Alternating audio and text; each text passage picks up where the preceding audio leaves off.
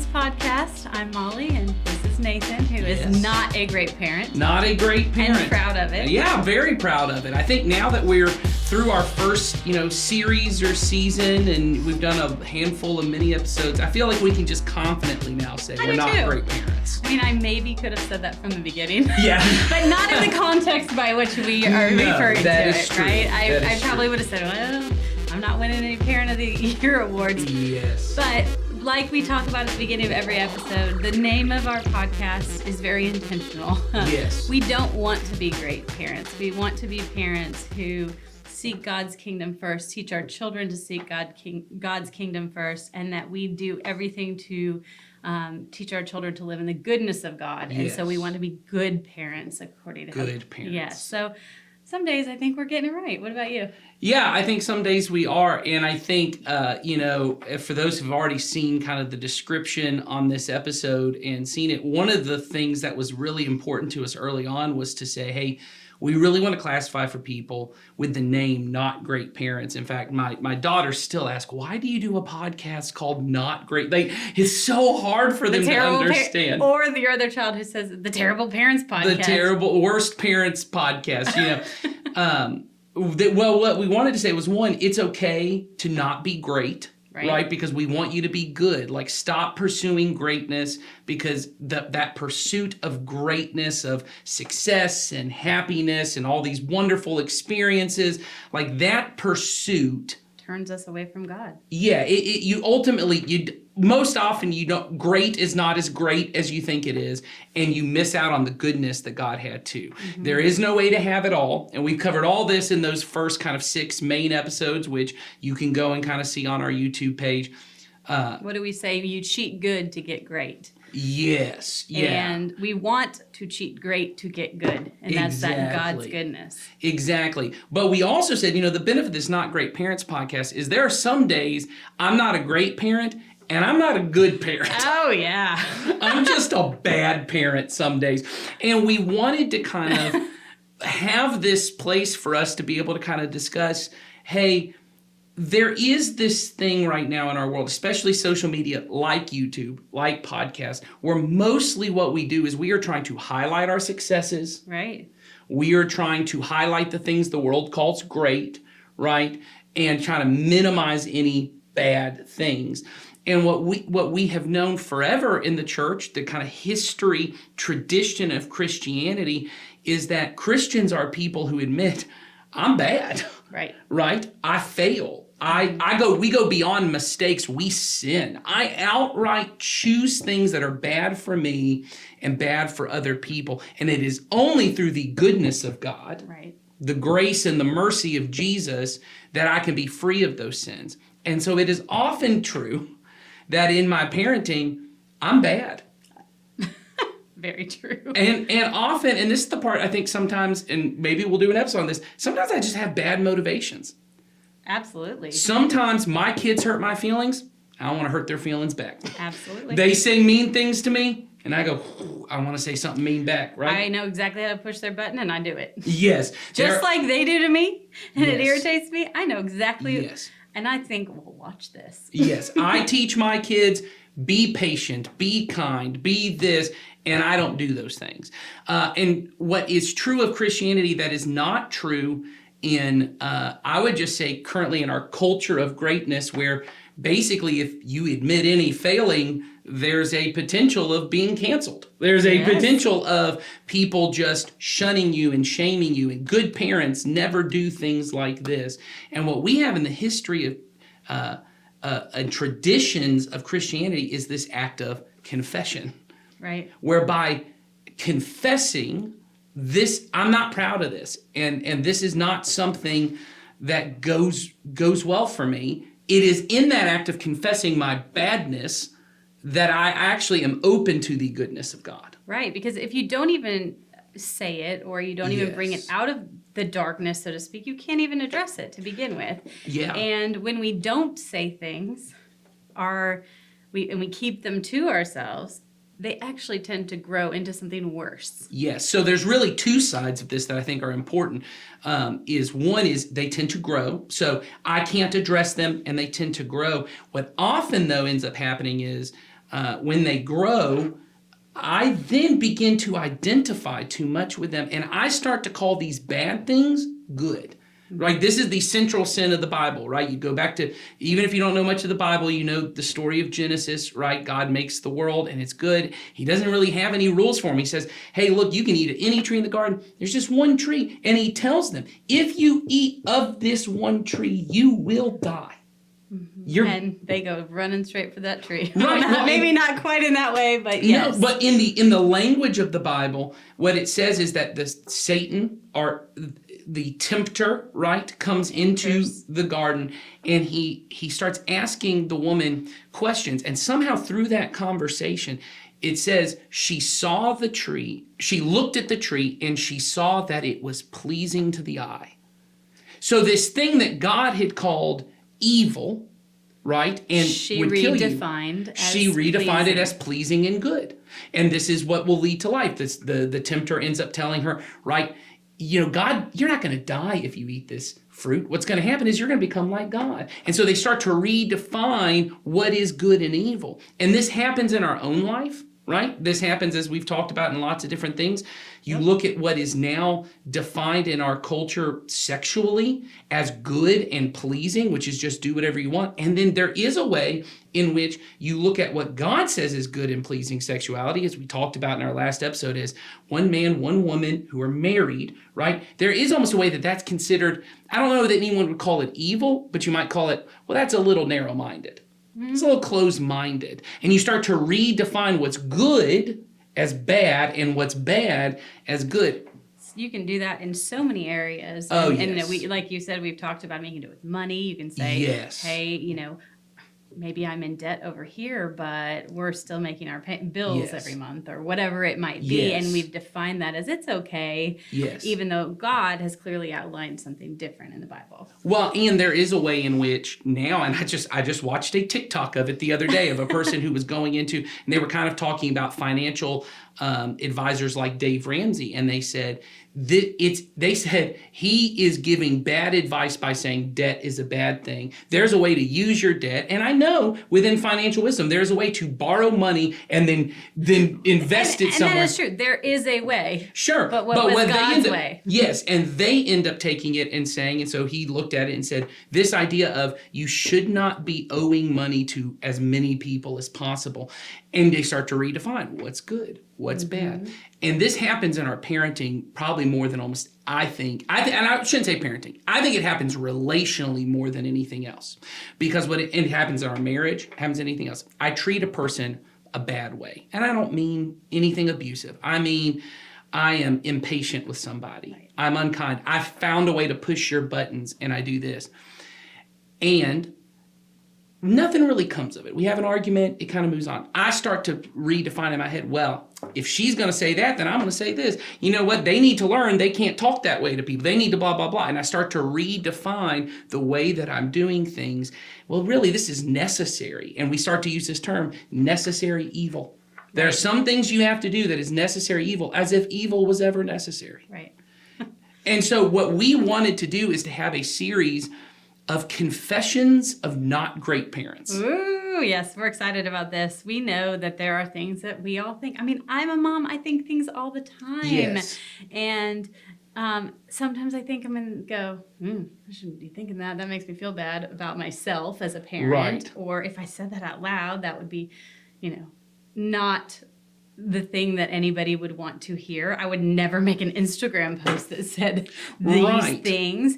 And so when we were talking about, what we wanted to do for some episodes, we said, let's talk about confessions of not great parents. And the reason we say it that way is because just starting and confessing it is moving towards the direction of being a good parent. Right. And so that's why we're bringing it to the table, because we want us to bring those things out and talk about them. And I think there is a way in which some of these things we're going to talk about, it allows us to do two things. It allows us to do the thing we've already said of, sometimes I'm just a bad parent and I want to confess that so that we can address it and say, okay, what can we do better instead? Right. What does God's goodness look like? Sometimes we're going to confess things that look on the outside to a world of greatness. No great parent would ever say this, but good parents would. Right. And it's a place for us to, once again, because there are two sides of what confession is in the once again, in the Christian faith, I think in the English language as well. But one confession is things that I have done that are wrong that I need to confess. There's another form of confessing, which is to confess what I believe, right? You tend to refer to, in churches that are a little more creedal, that do the Apostles' Creed, you call that confessing your belief. It is professing, it is saying out loud, this is who I really am. And so sometimes in these confessions of a not great parent, we're going to confess things that actually are bad and wrong, that we do or that are within us, and we want to get rid of them through the act of confession.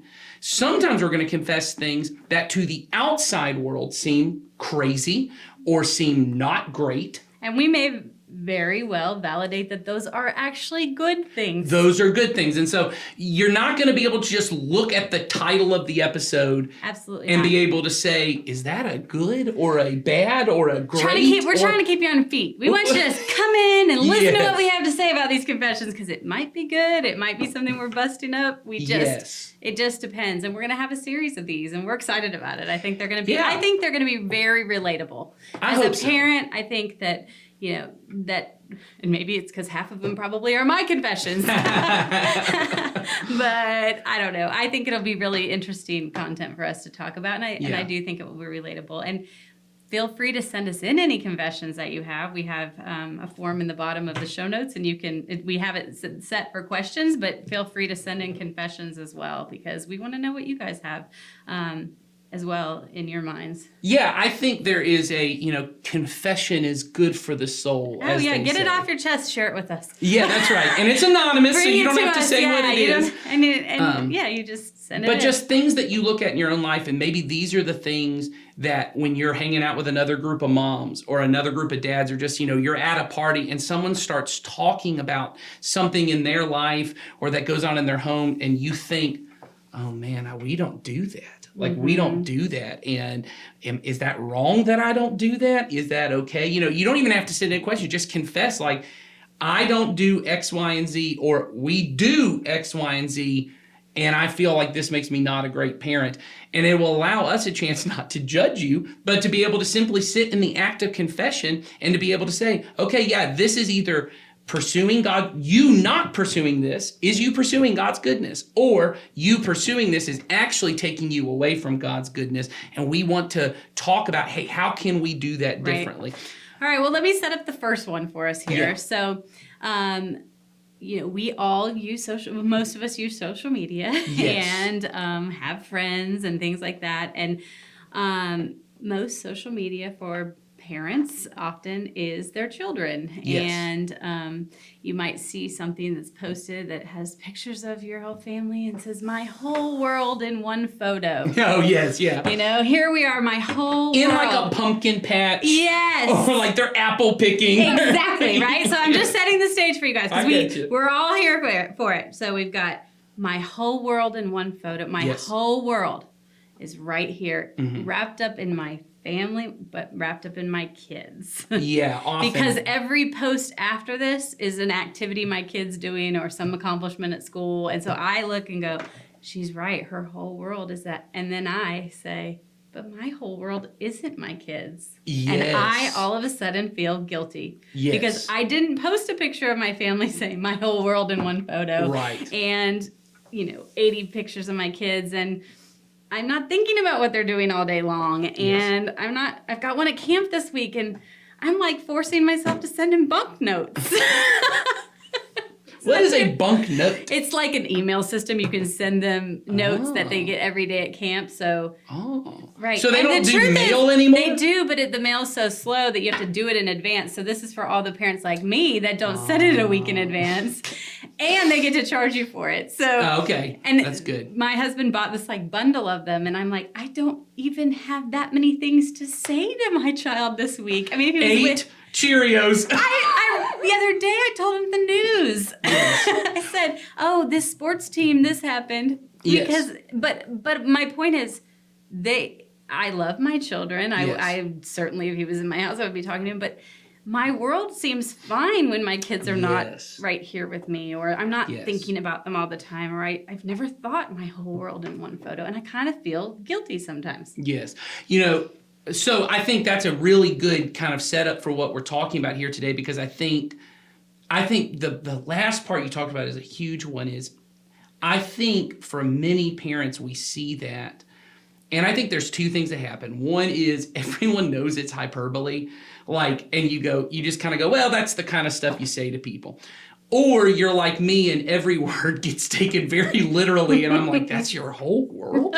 And you feel guilty because you go, the ideal is a great parent is the one who determines through the years of parenting, my whole world has to be about these kids and has to be about making sure they get every, as we've said, experience, every opportunity to succeed. Every relationship with friends, Yes. they have all the friends, all the experiences, all of the success, all of the things are all Yes. wrapped right up there. It's my responsibility as a parent to make sure that they have that. Or when I'm not with them, I'm thinking about them all the time, and I'm longing, when they're gone. Oh, I can't. It's just so hard to sleep because they're at camp, and I can't. And sometimes you're like, well, thank God that I get a week off, and you feel bad because you're like, well, I get a week off, and maybe that's a good thing because they're doing their own thing and I'm doing my own thing, and so you start to feel a lot of guilt, a lot of shame. You start to compare yourself to other parents. Go, maybe they love their kids more than I love my kids. Maybe they feel something about their kids that I don't feel. And I think throughout all of these confessions, a kind of just guiding rule for us to have is feelings matter. They are real. You feel whatever you feel. They are good indicators of something, but they do not define for you reality. And what I mean is, this is just a good example. I don't know that when I say, I miss my kid when they're not around, that what Molly feels when she misses her kid is the same thing I feel when I miss my kid. And that is not an indicator that Molly loves her kid more or less, depending on whatever the feeling is, right? Or how I would describe it. And so I can't compare feelings. I can't look at you. And this is helpful to you when you see someone who's going through something difficult and you're like, well, they don't seem that affected. They must not care about what's going on. Or, man, they seem really over the top in the way they're handling this. Not all feelings are not comparable, right? Yes. Situations are not comparable. So when you see someone post something, your first thought should not be, well, they seem to care more than I care. Maybe I'm bad that I don't care this much. Exactly.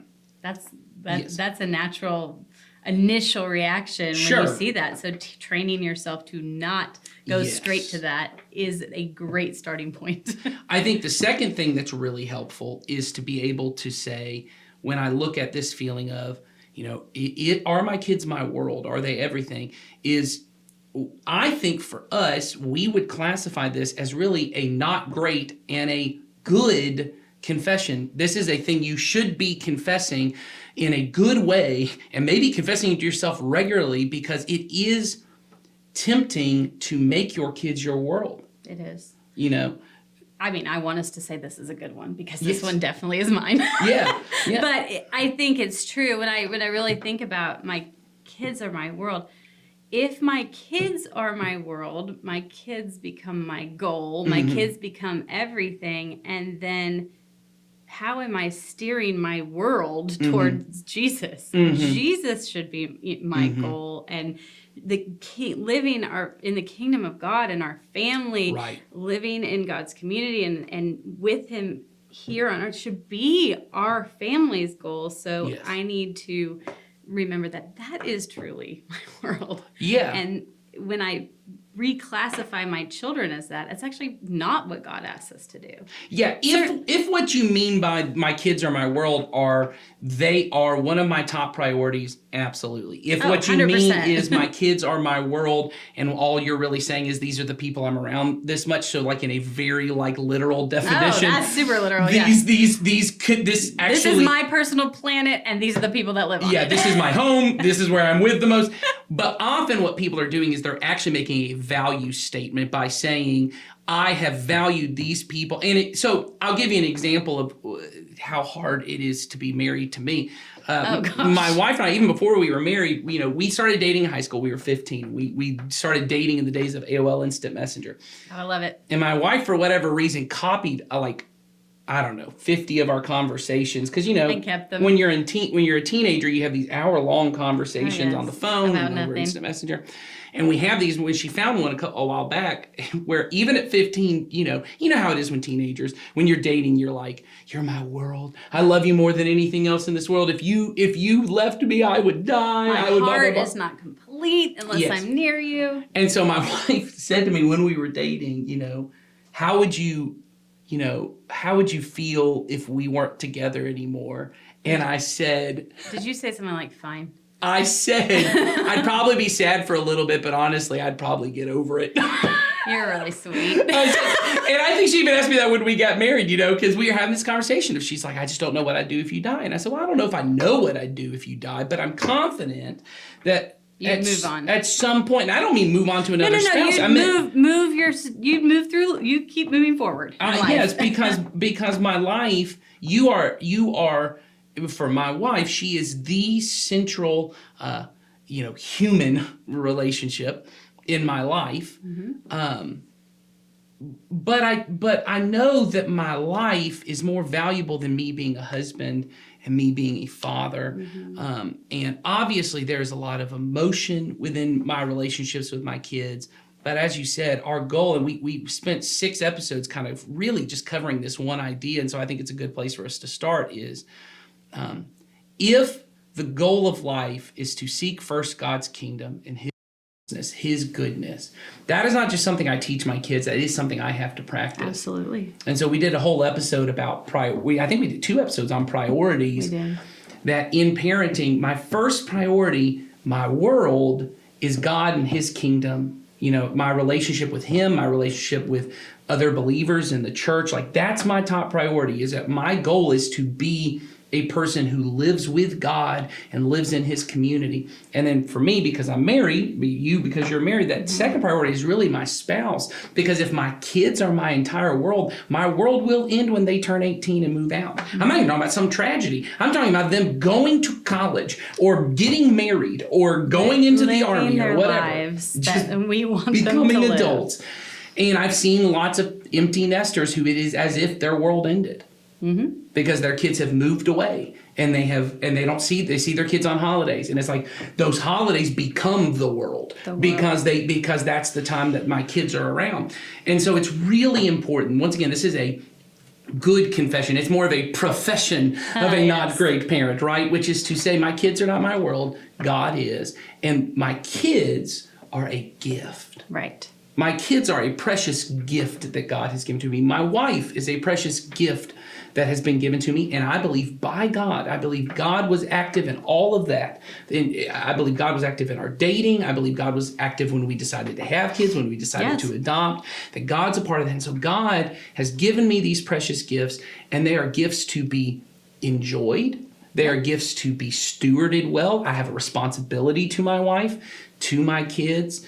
And so I should take that seriously. And during the years of parenting, at the various stages, that does require more intentionality, more time, more effort. Yes. And we definitely talked about that in some of our previous episodes about how age and where our children are at. It does impact how much input we have, so to speak, in those time frames.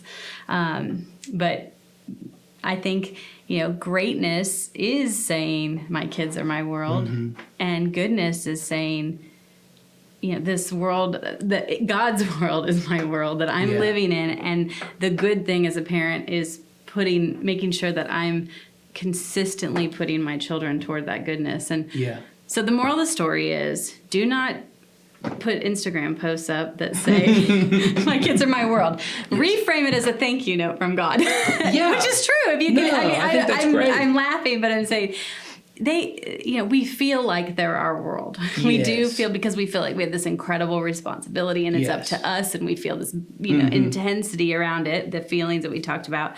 But really, in those, when you're looking at those pictures and you're seeing that it really is a great opportunity to say, thank you, God, for gifting Yes. me with these children Yes. and reminding me that I have a responsibility Yes.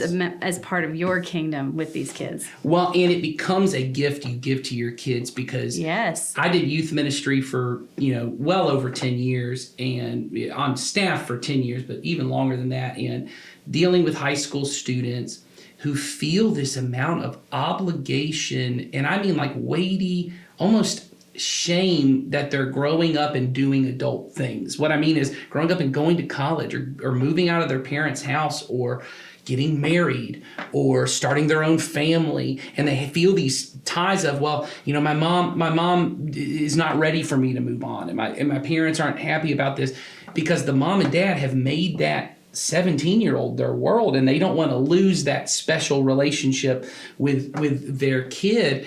And a gift you can give to them is to say, you're not my world. Mm-hmm. You are a precious gift in my world, and I'm going to love and serve you no matter what you do for me. But my world keeps moving on, and I have things that I'm invested in. Yes. I have, and if you really do have a heart for children, that's why I always try to encourage Empty Nesters, get involved in our children's ministry. Come see me. Yeah, get involved. Start building into other kids. Yes. That you can say, hey, I have a heart for this. But for your own kids to be able to say, hey, I am here for you, not to get something from you. Right. Because you're not my world. You're just an important part of my world. And I love you. And the best way I can show you love is this way. And letting you separate. I remember I said this. I don't think we've said this on camera, but I say this a lot of, I tell all people when they're getting married, marriage is just you dying a little bit every day. And it's really two individuals dying. In the best of ways. Yes. And sometimes in really painful ways and really hurtful ways. It's you dying to yourself so you can become one flesh, as the Bible says it, one flesh.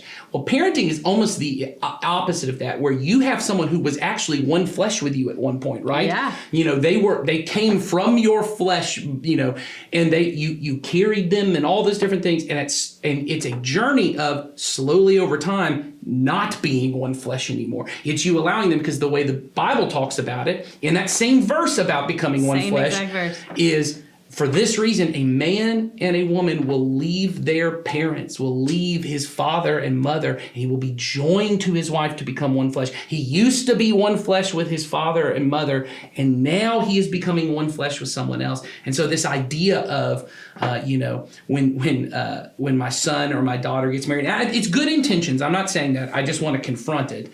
Saying, oh, now I gained a daughter or I gained a son. My family has gained another member. The difficult part of that is you actually lost a member. Right. Because they went to start their own family, right? And you are now the extended family. Yep. Just like your parents at one point when you were growing up, you explained, well, an extended family is the people who don't live with you, your grandma, your grandpa, your aunts, and your uncles. The family as a whole grows, but your family actually shrinks with every marriage, and they start their own family. That is possible when you realize my kids are not my world, because every time marriage should be, when your kids are getting married, if obviously I know there's lots of complicated things, but if it's done well, if this is a person, if these are people, they're both believers and they're, it's a God-honoring thing, it should be a moment of celebration, but that requires you beforehand to grieve it a little bit. Oh, yeah. But you should not be grieving on the wedding day. Those tears should be tears of joy. Grieve at the appropriate time. Yes. But that's why getting in check early on, them not being your world, will help you on that wedding day to grieve it appropriately. But it will, if you don't see them as your world, then that won't feel like a loss. That will feel like I raised them in the goodness of God, and now, even though it hurts, this is the time where they're going to go and start their own family, and I'm still important to them, and I've loved them, and I've gifted them with the ability to go and do that and set up a successful home of their own, and I'm still here. I'm not thrown to the wayside as the parent.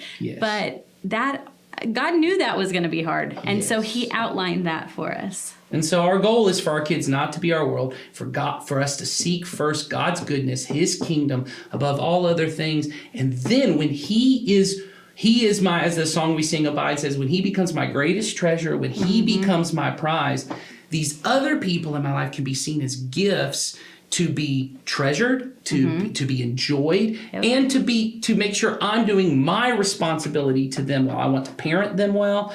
I want to set them up well. I want them to feel loved and cherished, but I also want to be able to let them go when that time comes. And so that's our confession for today. Yes, keep sending us in confessions. We'll even take the juicy ones. Yeah. If you got a good one, send them in. We'd love to hear. Yes, we'll take. We'd love to hear what's in your minds, and as a not just for fun, but really as a way to talk about them and work through them. And there is a link in the show notes, so go ahead and put it in there. And we will see you, Not Great Parents, next time. Bye. Take care.